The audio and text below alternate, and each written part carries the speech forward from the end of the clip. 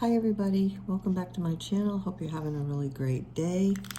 I thought I would come on today. It's a weekend day and had a church this morning and then some real fun time with folks for lunch, just friends and chatting and just having a lot of fun. So I came back and I wanted to do, when I came back here after the afternoon, I thought I'd just do another short little video because I have quite a few longer ones and I'd like to keep them a little shorter. So I happened to think, let me show you how to do watercolor, different little techniques that I've come across and figured out to do watercolor branches. I got all these funny little things. So what we're going to do, interesting little things. What we're going to do first is we're just going to take a small, like a medium brush. And I'm just going to go into the sepia. And a little bit of purple. And first we just want to, make a tree trunk. So we'll make the tree trunk. And then we'll start coming out of the tree trunk, just so we have something to put our branches on. So I'm using a brush right now, coming up, doing that. Okay, so now we have something to work off of. Another way I found was to whittle or use a pencil sharp, excuse me, pencil sharpener or whatever, and get this end kind of like a point or just something you can, like a stick. And then what you can do is dip that. You can either just dip it into the paint itself, get some on it, and then come over. And that doesn't work so well. So what I'm going to do, I'm coming over to my paint. I'm going to get a little paint. Actually, what I'm going to do is I'm going to put it on my brush. Get some paint, water down a bit, put it on my brush, on the end of the brush here. I had a different idea, but I just thought of this one. And then look at this. Just pull it up, twist your thing around here and there. Go back in. You can keep adding to, the brush. And you can keep pulling out. So let's go back and get some more, put it on the brush, wet it a little bit, dab it on the end of the brush. You could actually do this with a colored pencil too, a watercolor pencil. And then look at this, I'm not using a brush, I'm using the end that I whittled. You have to do it a lot. You have to get your paint and put it on there a lot so you have something to work with. Back, pretty cool. Little ones, big ones, depending on how you whittled your or sharpened your thing will be. And then you can also, when it starts wearing off the paint, you've got your ones in the background. And put a little water on this one. Being that this one is I whittled it down really little. So I'm just going to put more. Come here. You might have to think about, thicker paint, not so watered down. See if that works better. Kind of doing this. Yeah, see, that gives me a thicker, and the thicker part is by using this tip. The thinner ones is when I turn it. Thicker, using the part that's right on the very top. Thinner as you go out. So that's one way I thought was pretty cool. Another way is kind of like the way I used a straight edge, like the way I did some of the trees the other day. I take the smaller edge if you want, just kind of squiggle it around in the paint. Come over and dab it here and there. You're going to get, you can do branches that way. Keep squiggling it around in the paint.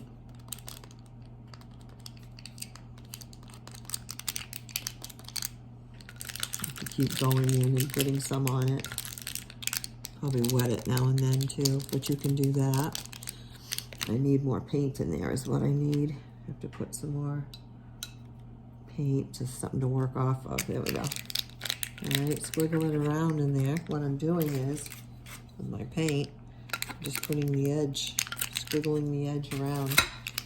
And then you can come up and get thicker lines, thinner lines, take the corner of it, if you get a little bit more on the corner.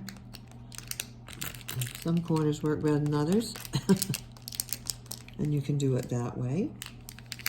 Another way I found, oh, my beepers, I keep forgetting to shut these things off.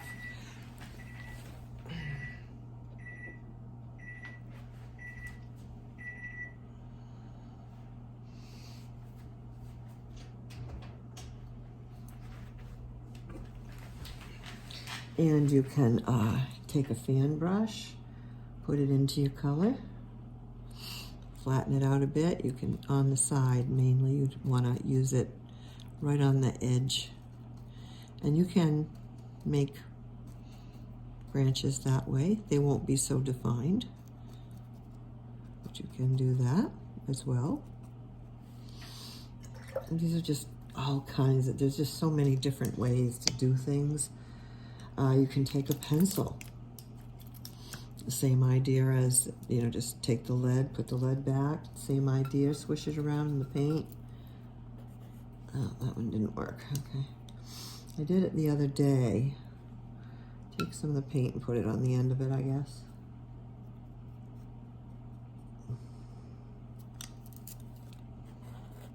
Well, that's not working for me today. It did the other day. I'm not sure what I did different. Well, anyway, we won't do the pencil one. I have a angled brush. We can use an angled brush. So get some paint onto that, especially on the end of it. And then they make great branches as well.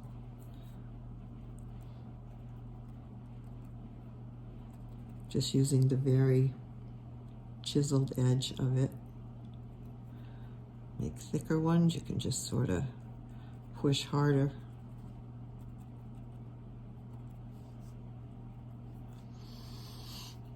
Sometimes your brush will split a little bit, and that's good because it kind of makes, so the hairs are kind of split there. It kind of just gives you so see, you can lay it like this and do it on the side, or you can stand right up on the chisel and do that. Lay it over a little bit. Chisel, lay it the other way, chisel. It's another way you can put branches in. You can use practically any. If you use a fairly larger brush, you're going to have to, you don't want too much water on your brush, and you don't want much water on your paper or it's going to spread. So you can use the very tip of it, of any size brush. But I'm putting hardly any pressure whatsoever. If I press hard like that, it's going to be thicker. More I can stay up on the tip of this brush, even though it's not a real tiny brush, and very tiny bit of pressure, the better off I'm going to be. But with this same brush, you can, you know, add the thicker branch to come out of, from, without changing a brush or anything. Just another type of, you know, thing. And that's that size. That's a size 10, but it's pointed. Then of course you've got your really skinny, really small, very tiny, and this is a size, I think it's a 1. So come in here with that, and it's already tiny. So all you got to do is have enough on your brush to.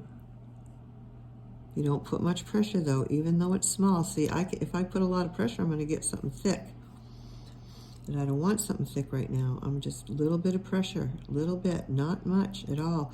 That's a good exercise for you to do, is just taking your brushes one day and, you know, practice with, okay, this is very little pressure. Very, you know, so I can make a skinny, skinny line. The least pressure I can have, the skinnier that line's going to be. Okay, I'm pressing down, I get a thicker. And learn how, you know, to use your brush.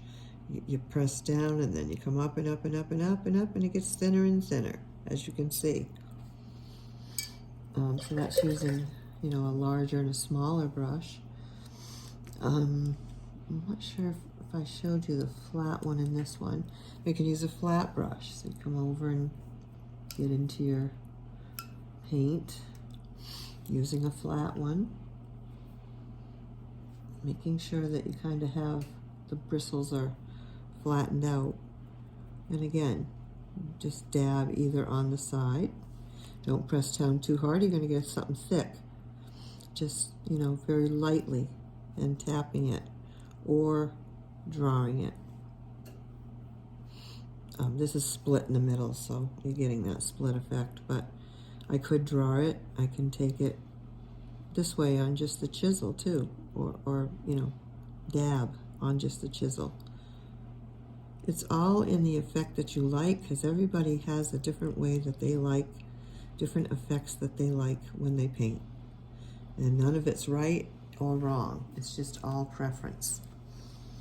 The other thing I happened to think of as I was sitting here is an eyebrow pencil. I happen to have one. So take the eyebrow pencil, get, you know, whatever you got to get out there. Come over here, and this one happens to be brown. There's not much left in it though.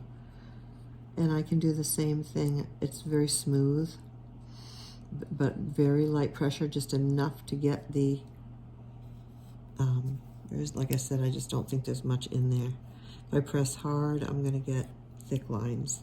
But as you can see, that would work great for branches. It's the same, you know, black, brown, pretty much the same colors. And then, of course, as I explained before, the lighter ones are, you know, in back. You get the darker ones in the front, have a variation so that it looks, you know, gives it depth and 3D type effect. If you can think of any other ideas of how to, I mean, I'm sure there's tons and tons. Right now, those are the few things that I happen to come up with, but hey, you know, just try out a bunch of different things, and it doesn't matter whether it's a, you know, a small angled brush or a large one. Here's a larger angled brush. This one's larger. It doesn't make any difference. It might matter in, but very slight. I don't think it even is worth enough to worry about. But the larger ones, if they're real large, might be a little thicker of an edge than the one that you know, the smaller ones. But see, those make nice branches. I think you can see them. You don't want to have a lot of water on your paper or your brush. Here's what will happen. You see, those are defined. Here's what will happen, just for the sake of saying it and doing it. I'm going to wet this part of the paper right here. See, I take this and it's wet. Get it kind of wet. Get it in here. If I put these down, look what happens. This is great for background, but you see how it's going to be a number one, it's spreading. Even if I touch it super lightly, it's still spreading, and that's perfect for when you want the background trees. You know, they're blurry. You don't want them defined anyways. So you can make your branch, your trunk, and then you can just, you know, in the water, that's what's going to happen. Then where you don't have water, or when it dries, you're going to come down with something darker here. And this is more of dry over here. Take your stuff, and then as you put it, your paint, as it starts to dry, it will move less and less, and it won't fade. You know, you're over here and you put that on top.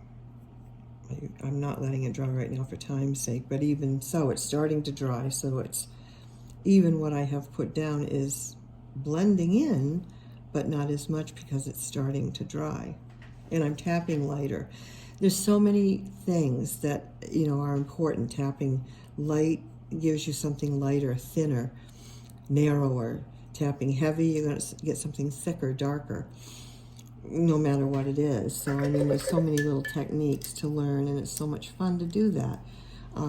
Just get yourself some bunches of different brushes and just some paint and some paper. And, you know, you don't have to have expensive paper for practice. This is a mixed media booklet. I can find the front. It just happens to be something I found in the store, Sophie's Art Supplies. And this is a mixed media, so I can use watercolor, I can use acrylic, I can use whatever. But it works great for watercolor, as I'm doing. So, you know, there you are. And trees, branches can be any color you want. If I wanted, I can come in here and add some red. Let's just get some red. I can come in here and put some red branches in. Who cares? It's all your painting. You know, do whatever you want. I could grab some violet, some purple, put some of these in. You're going to get a different effect when you tap and a different effect when you drag it. Of course, when you drag it and you want to come down, don't do what I just did. When you drag it and you want to make a stop, pick it up and then come down if you want that sharp, you know. If you drag it, it's going to do something like this, and you're going to have, it's great for leaves, but you're going to have this, and it can be for the branch too. It's all in what you want it to look like. And then you added some color. Go over to the gamboge, you know, get some yellow in there. And this happens to be mixed with red, so it's kind of coming out kind of orangey. I mean, so many ways to do these things, and it's so much fun to just practice. So I hope that's been helpful to you. I'd like to make several of these small little videos where I focus in on one type of thing and show you lots of different ways to do it. And I'm sure there are other people out there that have thought of and figured out and read about and watched other ways to do things. So anyway, it's fun. I hope you had fun. Check out my other tutorials on my channel. It's a fairly new channel, but I'm growing. And you'll see all kinds of different other kinds of tutorials. It's mostly with watercolor, with also sometimes jelly gouache added in to it. Not regular gouache, but jelly gouache. So try it out, folks. Check my other videos. Keep coming back. Please like and subscribe. And have a rest of the day, a wonderful day. Bye for now.